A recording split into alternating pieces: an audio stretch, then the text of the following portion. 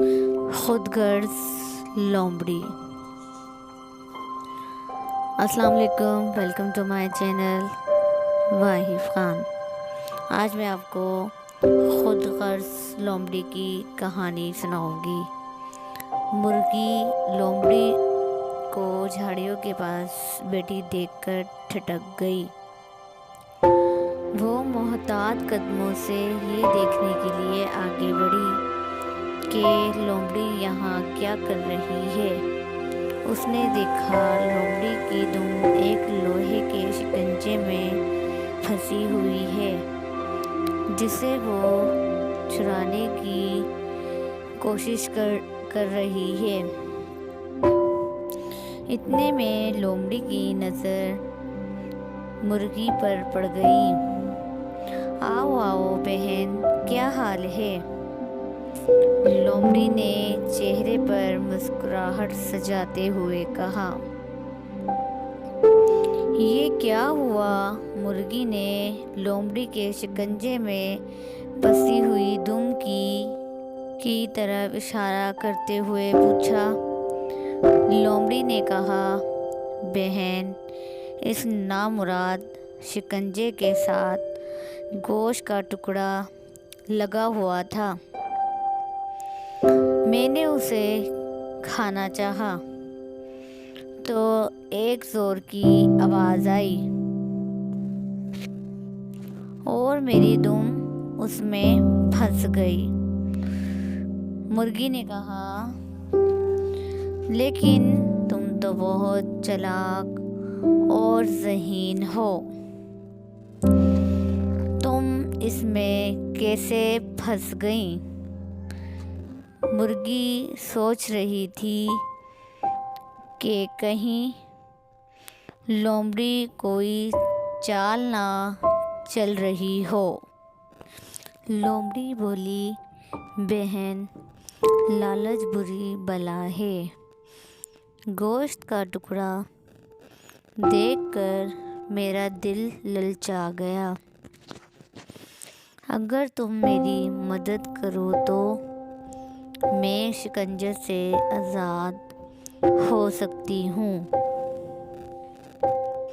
مرغی نے کہا، ابھی 2 دن پہلے تم نے میرے ننھے منھے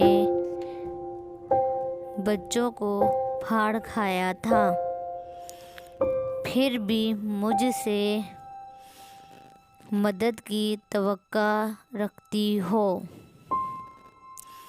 لومڑی نے کہا، بہن، مجھ سے غلطی ہو گئی،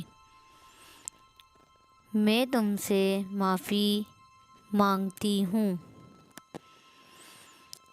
دیکھو، میرا تم پر ایک احسان بھی تو ہے۔ کیسا احسان؟ مرغی نے کہا۔ مرغی نے حیرت سے کہا، دیکھو، میری وجہ سے تم اور تمہارے بچے محفوظ ہیں۔ میں تمہاری ہمسائے نہ ہوتی تو لوگ تمہیں اور تمہارے بچوں کو پکڑ کر لے گئے ہوتے۔ لومڑی کی بات سن کر مرغی سوچ میں پڑ گئی کہ لومڑی کی مدد کرے کہ نہ کرے۔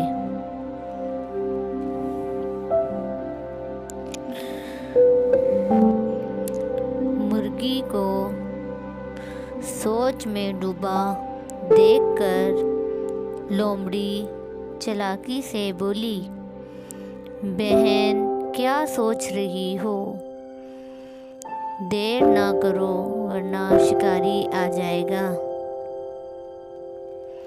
میری تو جان جائے گی، میرے ساتھ تم اور تمہارے بچے بھی نہ بچ سکیں گے۔ مرغی لومڑی کی چال میں آ گئی۔ وہ اس کے پاس چلی آئی اور غور سے اس کی پھنسی دم کو دیکھنے لگی۔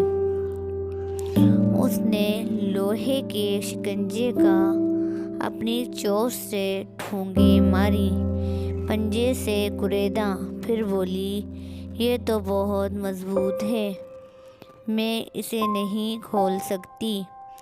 لومڑی سر گھما کر بولی، لو، میں بھی اپنے پنجے سے زور لگاتی ہوں۔ دونوں نے مل کر زور لگایا تو شکنجے کا اوپری حصہ کچھ اوپر اٹھا۔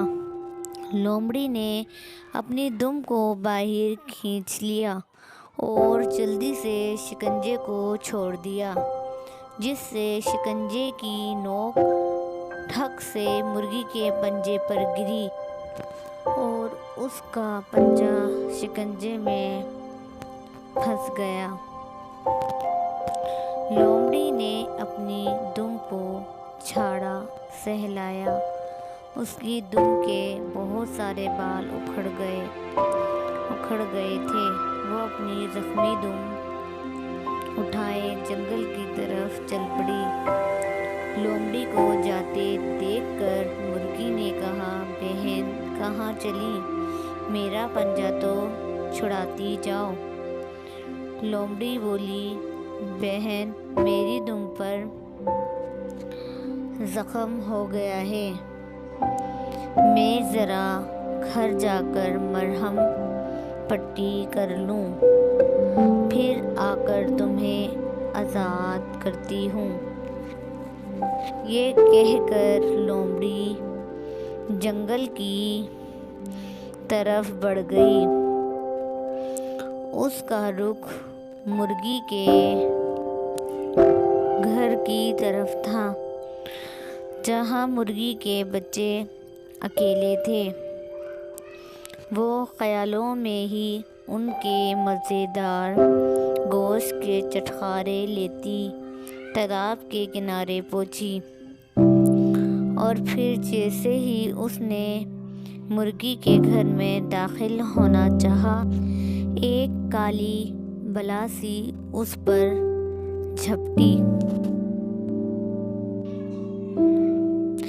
اس سے پہلے کہ وہ کچھ سمجھتی، اسے زور کا ایک دھکا لگا، وہ اڑ کر دور جا گری۔ اسی وقت اس نے بھیا ریچھ کو مرغی کے گھر سے نکل کر اپنی طرف آتے دیکھا تو دم دبا کر وہاں سے بھاگی۔ مرغی بھیا ریچھ کو اپنے گھر اور بچوں کی حفاظت کا کہہ کر گئی تھی۔ بھیا ریچھ مرغی کو ڈھونڈنے نکلے۔ جھاڑیوں کے پاس انہیں مرغی مل گئی۔ انہوں نے اس کا پنجہ شکنجے سے نکالا اور اسے اس کے گھر تک چھوڑنے آئے۔ لومڑی ریچھ کے ڈر سے یہ جنگل ہی چھوڑ گئی اور دوسری جگہ جا بسی۔